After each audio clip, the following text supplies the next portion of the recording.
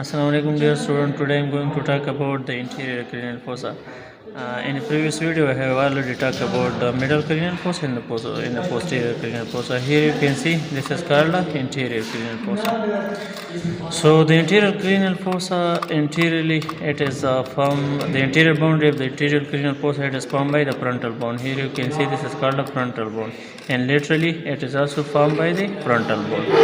And the floor of the anterior cranial fossa is also formed by the orbital plate of the frontal bone. Here you can see this is called the orbital plate of the frontal bone.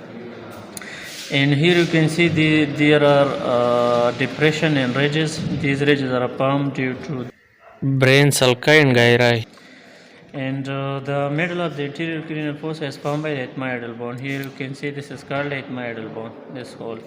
And a bony projection of the ethmoidal bone is called a cresta agilis, which gives attachment to the falx cerebri.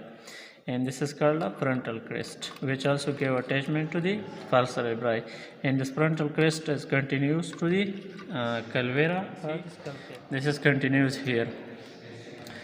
And there are plates. This is called a cerebrospinal plate of the ethmoidal bone, and there are foramina in the cerebrospinal plates, which actually transmit the olfactory nerve from the nasal mucosa into the brain.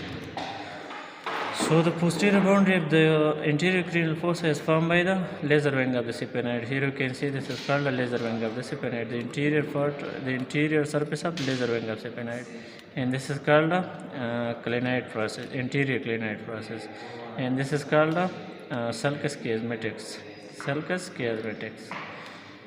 And the interior cranial fossa enlarges the frontal lobe of the brain. So this was all about the anterior cranial fossa. So thanks for watching the video.